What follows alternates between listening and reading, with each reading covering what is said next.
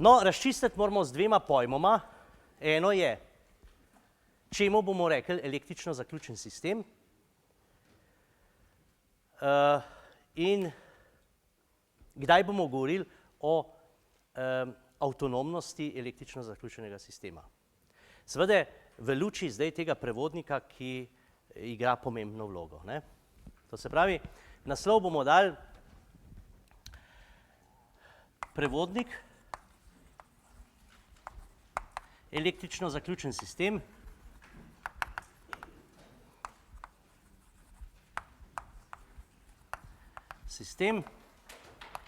pa avtonomnost takšnih sistemov. Torej, dolg naslov pa kratka vsebina, kot boste videli. No, kako je s prevodnikom in elektrostatičnim poljem, smo razčistili. Naboji so na površini, površina je ekvipotencialka in tralala. No, zdaj si bomo pa privoščili eno prevodno srajčko. In sicer takole.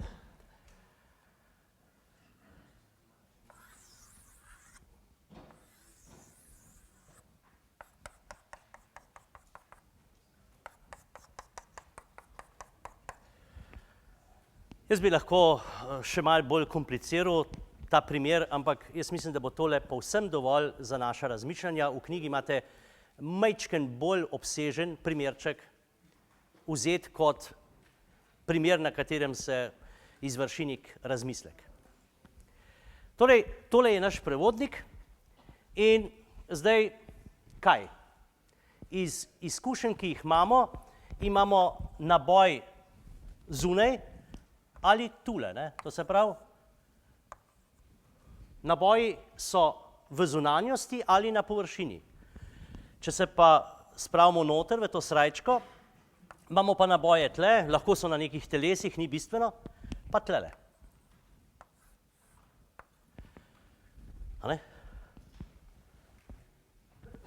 Torej, pa še seveda, jasno, da je nič. Torej, tole so naboji. Tole so tudi naboji.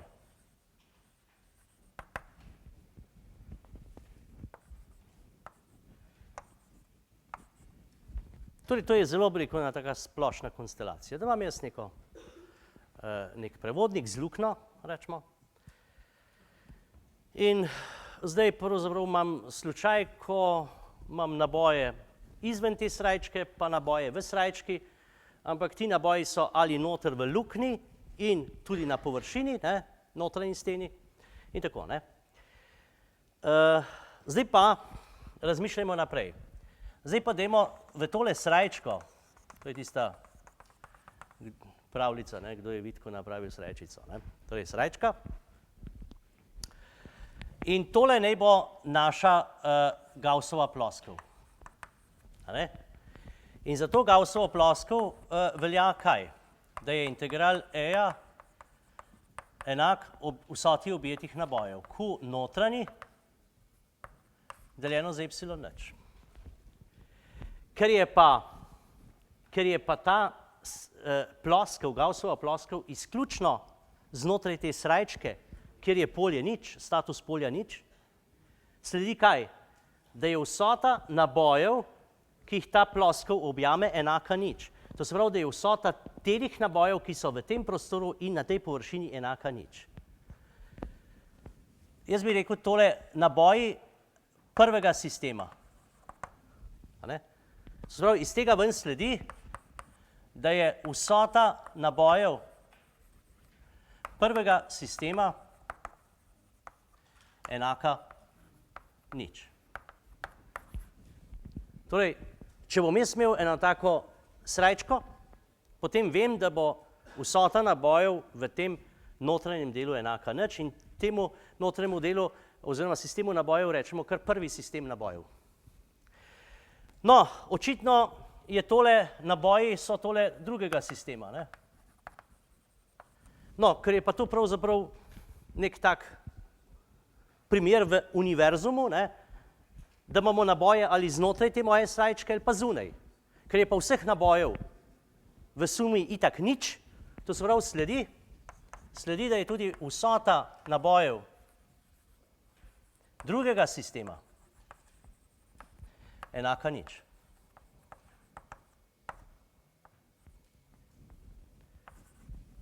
To se pravi, tale naša prevodna srajčka, ki smo jo vnesli v prostor, je pravzaprav prvotni električno zaključen sistem razdelila na dva električno zaključena sistema. Jaz, če bi tukaj vpeljeval še kakšno srajčko, pa bi govoril o treh sistemih. Prvi, drugi, pa še tretji sistem. Torej, vsaka taka prevodna srajčka nam pravzaprav zgenerira še nov sistem. In ti sistemi so električno zaključeni pač zato, ker je njihova vsota enaka nič. Tako smo se že nekdaj že pogovarjali. Tako, ja. Torej, prevodnik kot srajčka, električno zaključen sistem je odkljukano, zdaj samo še, kaj mislimo s tole avtonomnostjo. No, tale avtonomnost govori pa v naslednjem, da je tale sistem nabojev odgovoren za tale prostor in da je ta sistem odgovoren za svoj prostor. Po domače rečeno avtonomnost, to se pravi, da vsak nekako skrbi za sebe oziroma, da se ne meša v druge. No, to ni skladno s to človeško, bi rekel, razvado in navado, da se v druge rad vtikamo. Torej, mi nismo avtonomni, mi skozi drekamo nekaj. No, ampak tukaj je pa avtonomnost. To se pravi, pokazali bomo, da so ti naboji odgovorni za polje tega prostora in ti naboji odgovorni za polje zunaj. In da en drugemu ne mešata štren. To bo pa zdaj avtonomnost tako zaključenega sistema. No, vi imate v knjigi to lepo pokazano, jaz bom to pokazal samo za en sistem, za drugega boste pa sami. Takole. Avtonomnost, vzeli bomo, rečemo, srajčko.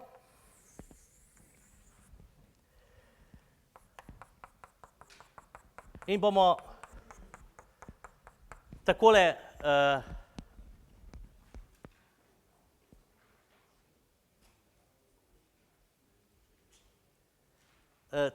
štartali.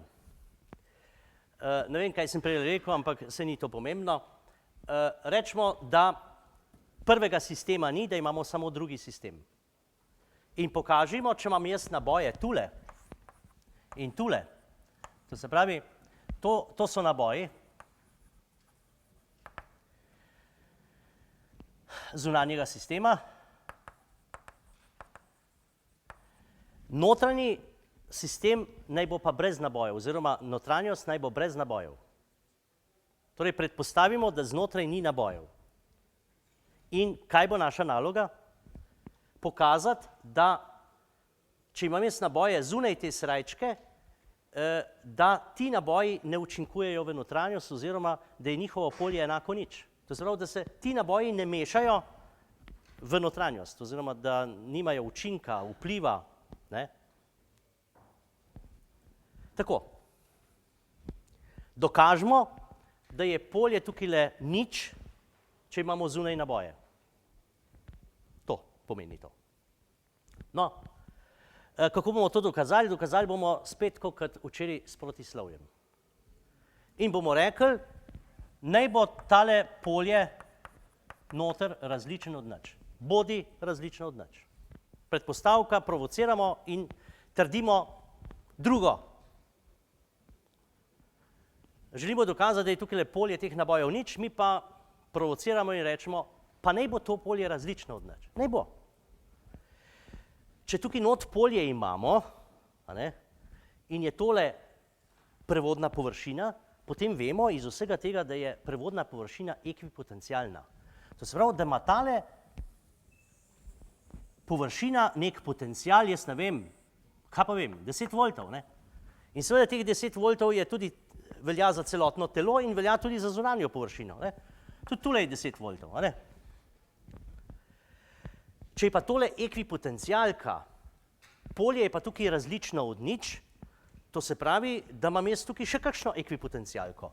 Morda ekvipotencialko s potencialom 9 voltov. Pa morda ekvipotencialko s potencialom 8 voltov. Pa morda 7, jaz ne vem. Ne? Očitno, če polje je, potem so ekvipotencialke, to se pravi različni potenciali, da dobim pač neko polje, ki je različno od nič.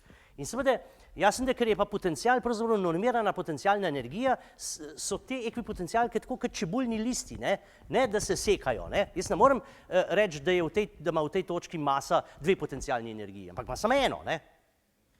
Torej, to so čebuljni listi, to se pravi ekvipotencialke se ne sekajo, dotikajo, lahko so skupaj, zelo blizu, ampak še zmeraj ni narazen. No, zdaj bomo pa takole rekli. Zdaj, če je to tako, pa izberemo tole ploskev z 9 volti, pa rečem, da je to Gaussova ploskev, jaz jo bom označil kar A9.